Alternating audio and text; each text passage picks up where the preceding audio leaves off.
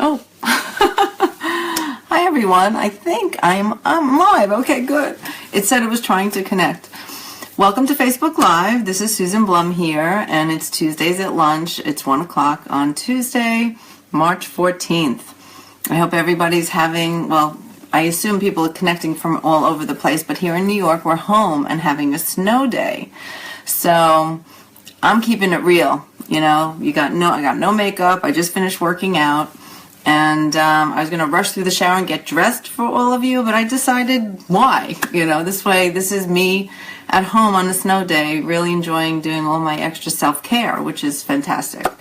So for those of you who don't have a way to work out in your house or have figured that out, I really recommend you do that, because in today's busy world, you know, I used to go to the gym all the time. I used to go to a yoga studio all the time.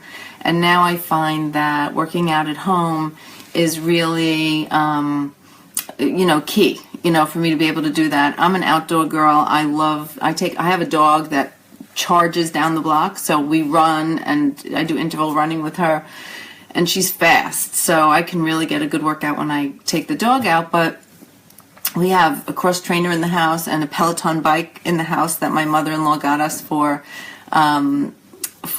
a combined birthday gift last year, which we're actually making really good use of. So, and then there's video, and I do yoga. I pull out my mat, and I know how to do yoga myself at this point, so I don't need to follow any videos. So I had a good morning, and I woke up with my morning meditation. I did my 20 minutes of meditation first before anything. So I'm feeling good today. I really, it's sort of nice. My whole Blum Center for Health, we planned to have a day closed, and reorganized all of our patient schedules, and everybody was looking forward to a snow day. It's like we're in school, the days when you're in school, and it's like, yay, snow day. So that's me today. I hope you're all feeling good and enjoying, for those of you in the Northeast, having a nice day at home with your families as well. And for the rest of you digging out or having your own kind of great, beautiful weather day, I hope you're doing something good as well too. And thank you for sharing your lunch with me. So let's see. Today we had planned to talk about Sjogren's, and I'm still going to do that. I don't have a handy board behind me today. It's just me and y'all. But and I'm at my window, so you can see there's a snow reflection outside. So I'm a little shiny, but I couldn't figure out how to get this set up in a way. I think they did something funny with my iPhone. All of a sudden, my iPhone isn't keeping the live anymore, so I'm on my iPad for the first time. So we'll see how that goes.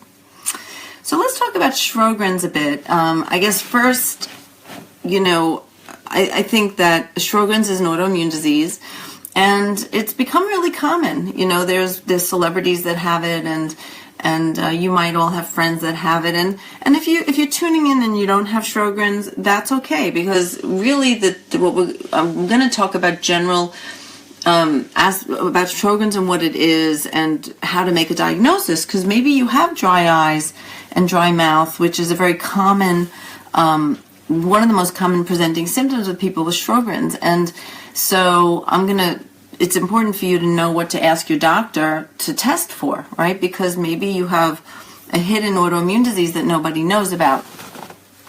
And so, hi Avery. And so we're going to talk about Sjogren's today, and you might not know that you have this diagnosis. So I'm going to share a little bit about what the symptoms are, what test to ask your doctor for, so that you can make this diagnosis, because it is often goes hidden and unknown. So Sjogren's, and so before I move on to that, just talking about the symptoms, I also want to mention that, as a systemic autoimmune disease, or it's one of the ANA positive autoimmune diseases or autoimmune conditions, what you remember from our talks every week, and anytime I talk about autoimmunity, the things that all autoimmune diseases have in common is greater than what separates them. And so how we're going to talk about Sjogren's today applies to all of you with autoimmunity, because I'm going to review what to eat, why you heal the gut, and then for Sjogren's, some very specific toxin-related, triggers that we're gonna go over. So So stay with us. Even if you don't have Sjogren's, there's a lot here for you today. All right, so back to what it is. Sjogren's is typically, the classic Sjogren's disease was discovered as an autoimmune disease against the salivary glands, or the glands that secrete things, right? So the salivary glands are in your, sort of around your jaw, right, in your mouth. They send out saliva. But it's secreting glands. It's the lacrimal glands, they're called. So there are glands that send out the lubrication liquid that lubricates your eyes, your tears. And so it's the glands that make tears, the glands that make saliva. And then any place in your body that you have lubrication or, secrete things, which is all the mucous membranes really throughout your body, it can dry up. So your immune system attacks those cells, and you can end up having destruction or inflammation in those glands, and then they don't make those fluids very well. So you with me? So if you have when you have autoimmunity, it means that your immune system is attacking those tissues and it impairs the function. They don't work. And that's why, depending on how severe the Sjogren's is, people can have just mild dry eye or mild dry mouth, and mild other kind of areas where you feel drier than you should. But typically it's the mouth and the eyes that people are very aware of. And it can range from very mild to being really severe, depending on how bad the autoimmune and the immune attack is against those tissues and how much damage there is. Now, so you might experience really just anything from the dryness, but what I wanted to mention is that how do you know if you don't have enough saliva? So many of us have dry mouth, and when you're stressed, you can feel really, you can dry up the saliva a little bit. One of the side effects of having very little saliva is getting a lot of cavities, because the saliva really helps. There's disinfectants in the saliva, and my kids could tell you that anytime they have an infection, there's coagulation and disinfectant stuff in the saliva. It's actually good for you, and I'm always like, putting saliva on cuts, it's actually a good thing. It helps close it up and heal it up quicker. So you might be getting cavities a lot, and that's the reason why you really want to have a lot of good flowing saliva. It helps keep the microbiome in balance in your mouth, and so it's really important. So, like all autoimmune diseases, if you have this going on, the way to treat it isn't to just take artificial tears and suck on things all day to make your saliva come, which will help you with symptoms, and that's really good. But the goal with treating autoimmune disease is to get to the root cause of the problem. How are we going to get to the root of the immune problem, the immune imbalance? Why? I'm the detective, right? The autoimmune detective. Why is your immune system doing that? Why are you attacking those poor glands that are suffering and not making the fluids your body needs? How are we going to help you fix that? And that's what I want to talk to you about today. So step one, though, is making a diagnosis, and then we'll talk about treatment. Let me just check. Cavities, that's right. I'm just looking at some of our... Sorry, I don't have Sarah here today. I'm by myself, so I'm going to be doing this a little bit. So somebody commented they have tightness in their throat with Sjogren's. Exactly. So what else does saliva do? It lubricates your swallowing. You have saliva and liquids, and it helps you swallow. So getting food stuck in your throat, feeling there's a lump in your throat, feeling it's difficult to swallow, you could just have too much dryness and not enough lubrication. So the saliva does a lot more than help us prevent cavities, help us start the digestion process with our food. It helps balance the microbiome in your mouth, but it also helps lubricate and your swallowing. And I'm sure it does even more than that I'm forgetting. And so we really want to make sure that you have good saliva. And so how do you check then to see if you have Sjogren's, and how do you ask your doctor to test for this? It's actually a test you don't have to work too hard to convince your primary doctor to do. I have this debate with my patients all the time. My doctor doesn't want to test for my thyroid antibodies anymore, or that my screening test that I test for a lot of things that people struggle to get tested for from the regular doctors. But a Sjogren's test is something you can definitely ask for, and you should definitely get with no problem. Insurance companies will cover it. It's a common test. So the first thing you're going to ask for is an ANA, which is the main screening. I'm trying to see if I can get out of the glare here. Sorry, is the main screening for autoimmune diseases, an ANA, and then the test you have for it's called an SSA and an SSB. It's just a Sjogren's antibody A, and there are 2 Sjogren's antibodies, and those are the 2 you ask for, and they're either going to be positive or not. Now, just like a lot of common in rheumatology and common in the world of autoimmunity, you might be negative in those tests, and your doctors will tell you, well, this is probably Sjogren's anyway. And so that's entirely possible. You know, that this is early, that you are having some inflammation in those glands in your body, in your saliva glands, or your lacrimal glands, they're called, in your eyes. You might be having some low-grade inflammation in there that's not showing up yet as a positive test at the lab. And so the positive test is helpful because it helps everybody sort of be clear about what's going on. But and the rheumatologist might say to you, this is early Sjogren's because you don't have a positive test, but we think that this is definitely what's happening.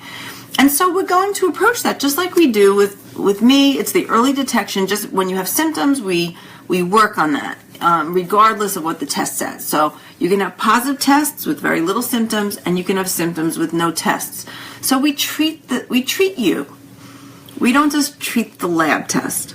And so I'm suggesting that you get the lab test for sure anyway, because I do think it's good to find out, because then you can sort of get a sense of the severity, or how high the antibodies are, how much of a concern or how active a situation you have. But we're still going to work on the foundations of your immune system, because if you have inflammation anywhere, then and a serious issue with your saliva, then this could be something, and dry eyes, then we need to really help the source of inflammation in your body and help balance that regardless of your tests. The other thing I do want to point out is, especially my people with arthritis out there who are my special place in my heart now that I have my book called Healing Arthritis, which is coming out in October. So I'm in the pre-book launch, get it finished, picking out the book cover and all that stage. But people with Sjogren's often have arthritis. There are other symptoms. It's not just about the glands. The glands are the classic, and that's the test we do. Let me just make sure I'm not missing anything. Connection with stress, yes. And is Zika same as Sjogren's? Yes. Thank you for asking that, Melissa. Because, and yeah, we'll talk more about arthritis. But thank you for bringing that up. Sjogren's is also called Zika syndrome. SICCA. And I guess somebody can look that up for me. I forget what that means, but it has something to do with the drying up of the saliva. But SICCA, Zika syndrome, is another name for sort of the constellation of symptoms that you have with the dry eye and dry mouth. Now, so the systemic effects of Sjogren's, it's not just about the mucous membranes. It's a lot more, and it's very common. Often people with Sjogren's do have inflammatory arthritis, which means that they have swollen joints, swollen red, painful joints that are diagnosed as arthritis, and it's considered to be part of the whole Sjogren's disease or syndrome package. And so you can get systemic autoimmune throughout the body conditions. And so once you diagnose with Sjogren's and you have this SSA or SSB antibody that's positive, all the rest of your symptoms, your doctor will say, that's all part of the Sjogren's, it's part of your autoimmunity. And it's just a reminder that an autoimmune process in your body does not, there's no borders. It's not, your body isn't chopped up into individual countries with borders. It's a world, right? You're whole. And the autoimmune and the immune system crosses borders and delivers inflammation and attacks different tissues, and you end up with symptoms that seem like they're not connected, but they actually are. And just like that famous symptom, fatigue, right? So most people with systemic autoimmunity, the ANA, when I say systemic, I mean the ANA positive autoimmune conditions, most people with ANA positive, like Sjogren's, have a level of fatigue, especially my RA patients. Also, they're not the ANA patients, but my RA patients just popped into my mind. Fatigue is a huge concern with systemic autoimmunity. Okay, let me just make sure there's nobody else asking me anything. Yes, arthritis. So, yeah, arthritis. And so what do we get? So if you have these symptoms, you have dry eyes, dry mouth, first main thing. For some women, you can start experiencing painful sex, because there's less lubrication in the genital area. And so it's general lubrication, digestive tract, any place where you secrete liquids or any kind of fluid. Anyway, so any kind of those symptoms, as well as systemic stuff, fatigue, arthritis, ask your doctor, can you test me for Sjogren's? I might have that and I want to know. Okay, that's the step one. Step two, now I want to talk about treatment, because that was the main, I wanted to talk about diagnosis and treatment. If you have any of these symptoms and or you have a positive test for Sjogren's, you must start working through the steps of the immune recovery plan. Okay, so the first thing is fixing your food, which we talked about. I want to sort of move our way towards detox, because with different autoimmune conditions are balanced in different ways as being we're driven. Some for different people and different illness, different autoimmune conditions, sometimes the triggers are a little different. Like, for example, if you have inflammatory arthritis with your Sjogren's and you have RA or other autoimmune arthritis, then you definitely have to focus on healing your gut. The gut is so connected to arthritis. So once arthritis jumps into the picture, if that's that's where your focus should be. So the immune recovery plan, as you all know, is food, stress, gut, and detox, right? Toxins. So food, stress, gut, detox. So sometimes people say, where do I begin? Which place should I start depending on, what I have? And so I would put forth that everyone has to work your way through all four, which is how I sort of set the book up, and I do believe that. You must work on the anti-inflammatory diet. You must remove gluten to see if it's an issue. You must test yourself for food sensitivities. So you know that. Go find my other Facebook Lives. I go through all that, okay? So you have to check out the food. You must be following a food plan, okay? That's number one. You must deal with stress, because stress, you must find a way to bring balance into your life every day. Some sort of practice. Stress has a huge effect. I find stress and the immune system are intimately tied together. And so that has to be part of your program. You could do everything else. You could clean up your gut, treat your microbiome, eat the right food, detox for a year, get all those toxins out. But if you don't deal with your stress, it's going to derail things, because what it does is it impacts your gut. It changes how you digest your food. It changes your microbiome, and then it'll affect your immune system all over again. So stress is a really important component. And maybe maybe next week I'll start really digging into the mind-body medicine. Oh, that would be fun. And we can do some exercises and things. I think maybe we'll do that. And so I really do love, I'm on the center faculty with the Center for Mind-Body Medicine. And if you've never checked them out, cmbm.org. Shout out to all my girlfriends and guy friends and my fellow faculty at the Center for Mind-Body Medicine. Actually, my friends a group of them are starting a training for at the VA in San Francisco. So shout out to you today. I think it's Stephanie, Matt, and Gerald. And so great, have a great training, guys. And the center trains health professionals in how to teach others, work with themselves and work with others in helping teach people tools for managing stress and for understanding mind-body connection. And so I've been with that organization for almost 20 years, and it's in my heart. So stress is really important, and we'll dig into that another day. We've done gut. We've been doing that forever. Not forever, but at least the past 6 sessions or so. So the gut is really, really important. And today I want to sort of talk about detox and toxins when it comes to Sjogren's, because and about the gut. You have to move your way through healing the gut. You have to have a healthy gut. You have to treat your dysbiosis, make sure your microbes are good. You have to work your way through all these steps. But I want to focus the last few minutes of our time today on toxins. Because, so when everyone asks me, where do I start? Okay, that's my 20-minute bell.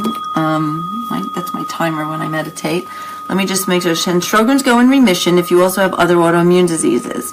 And lupus, yeah, we talked about lupus last week. Go back and look at my Facebook Live from last week. Lupus, yes, lupus has to heal the gut. All autoimmune diseases are all associated with leaky gut. So you have to heal the gut. And then to keep the gut healthy and staying in balance, you have to work with food and stress, because food and stress are the number 1 and 2 impacts on your gut health. So food, stress, gut are all connected. And so while you're working on that, it's really important for you to get a sense about, are toxins important for you? And this is what I tried to do in the book, and I want to share with you today. You must for each person, I see new patients, and you know, I have a big health center now, and there's 6 doctors. I mean, we're all busy seeing people, and a lot of autoimmune people. And what we spend the first hour and a half intake, you know, getting to know you, is to understand where your trigger probably is. You know, we're looking for your trigger. We're detectives. And in order to figure out what's the most important thing for you to work on first, well, I would say we're working on most of these things first, but for you to decide, though, the importance of detox, the importance of the toxin piece, that's about history and questionnaire. That's me asking you a million questions. So, for example, I'm going to ask them for you now, and I want you to sit and think about these things, because you need to think and decide whether you have a big toxin load, because toxins are very much associated with Sjogren's and triggering autoimmunity. Okay, especially things like scleroderma and systemic sclerosis and lupus, you know, all of those ANA positive conditions. Think about toxins, okay? So this is what, if you were sitting in front of me today, I would say, this is exactly how I would start the conversation. So tell me about your childhood. Tell me where you grew up. Tell me have you spent any time on farms? Did you spend summers visiting your grandma on a dairy farm, or, you know, any place where there's a lot of pesticides? So I want to know about pesticides. I want to know special, you know, situations. What were your hobbies? When you were younger, or even now as an adult? Hobbies. An artist. Using glazes, oil-based paints. Do you use smelly stuff, solvents? Did you ever have a period of time where you did that? The old days in a darkroom, photography when you were younger. You know, smelly fumes. I have a lot of people who never even thought, you know, in all the years that they were painters, to wear gloves and a mask to protect themselves. So, exposure. Do you have any particular exposure? Do you live in an old house? Previous to, especially houses built 1920s, 1930s, before, when there was lead paint. Before 1970, the lead paint went away, or supposedly it was phased out. But the question is, you know, when was? Let me just keep an eye on my time here.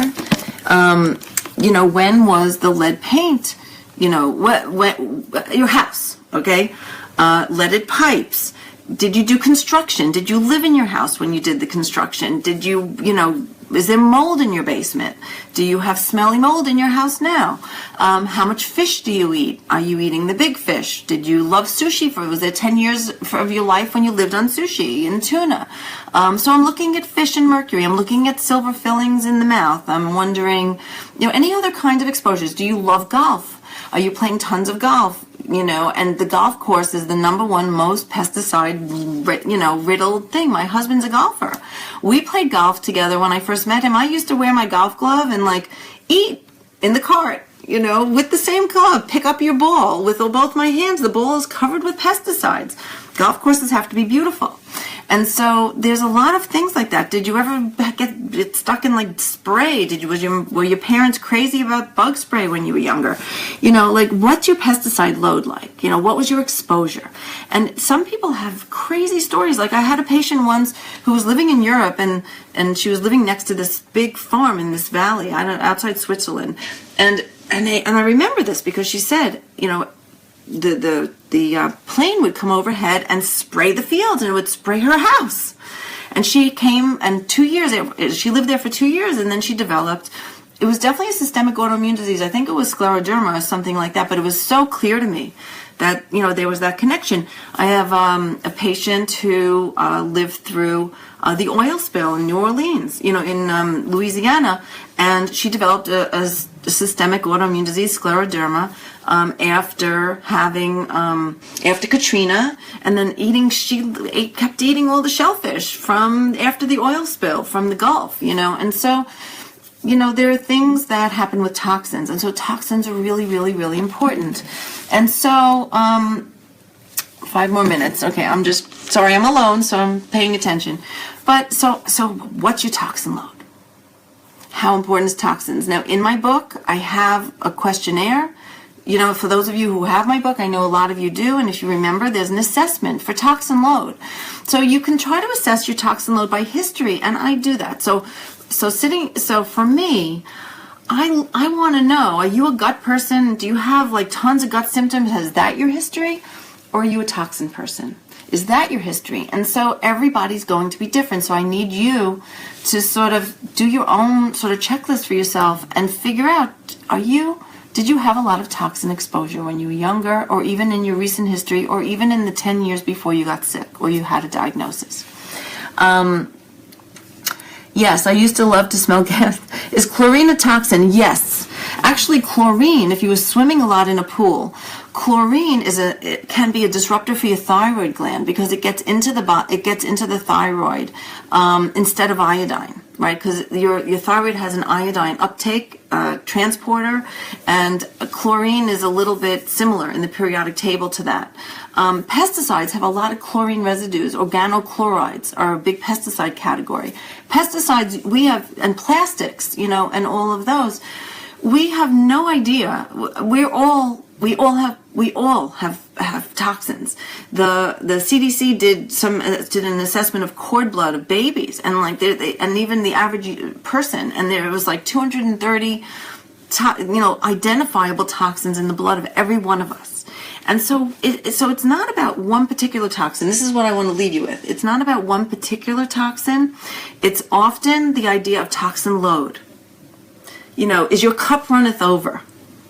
And so the strategy of dealing with a toxin load, or even any toxin, is to lower the whole load of your body. It's not necessarily to go after one toxin. Now, we do go after mercury, and that'll be a talk for another day because I need to wind us down.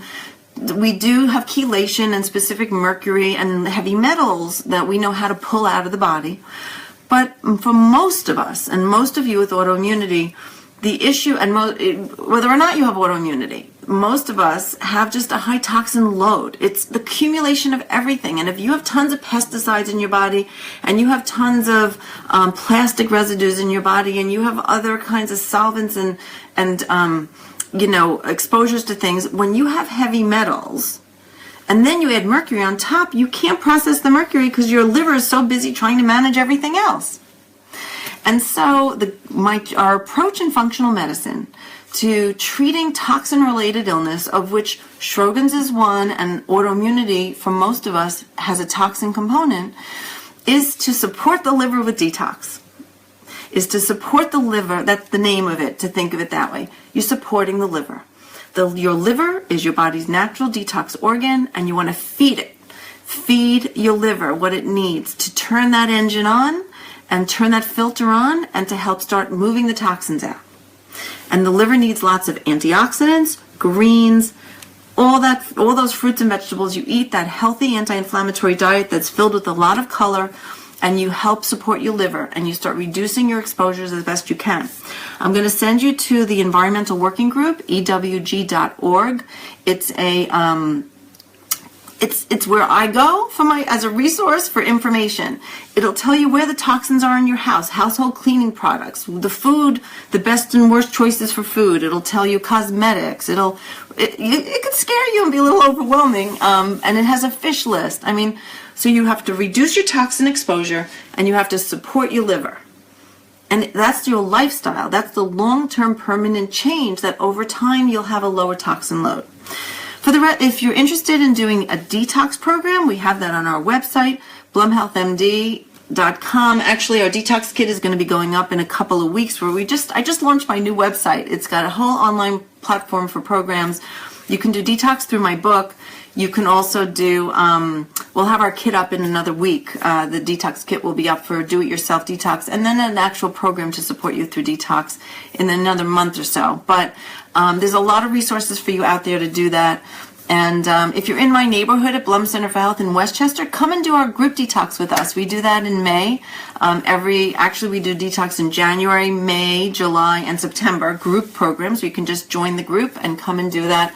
And all that means is taking supplements that are targeted for helping the liver do a better job at clearing out toxins. And you lower your toxin load, your immune system starts working better, and you feel better. So I think that's going to be it for today. Let me just make sure there's no other, we lived in Trinidad and they spread the area for mosquitoes overhead with a plane. That's what I'm talking about. When you live in endemic areas, and look at the whole Zika thing at the beach now, Miami Beach, I was just there this past weekend, yay. But yeah, that's what I'm talking about. Think about all those things where you had exposure and write it all down. And when you look at it, you start getting a sense, you know what? Toxins are a big issue for me. And I will leave you with this other thought. We all do these quick, 21-day detoxes, 5 days, 10 days. They're great for rebooting. And when I was saying we do these group programs at Blum, we do them. And we love it. And we all do it here. I do it once or twice a year. It's really important to do that boost. It sort of renews your vows and gets you back on track. But you have to live a detox lifestyle to prevent to continue to remove the toxins by supporting your liver and eliminating, so clean it up. You have to clean up your exposures, avoid, if they're spraying overhead for mosquitoes, stay in your house, get a HEPA filter, make sure you're having as little exposure to that as you can. Leave the area if you can. So really your exposure matters, lowering your exposure. It's the long-term permanent change that I'm going after, that I want to teach you.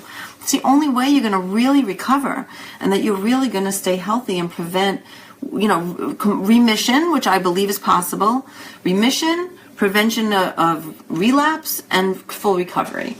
So do the detox programs to boost your liver periodically, but live your life. It's called a detox lifestyle, supporting your liver with how you eat and reducing your exposures. So with that, I'm going to leave you.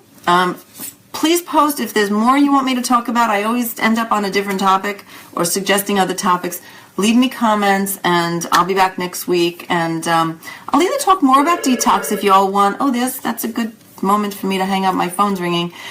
Detox next week, or we can continue with detox if you have questions, or we can move on to stress and mind-body medicine. Either one. All right? So have a great day, everybody, and enjoy the snow. And let me see if I could figure out how to finish. Take care, and leave me questions if you want. All right.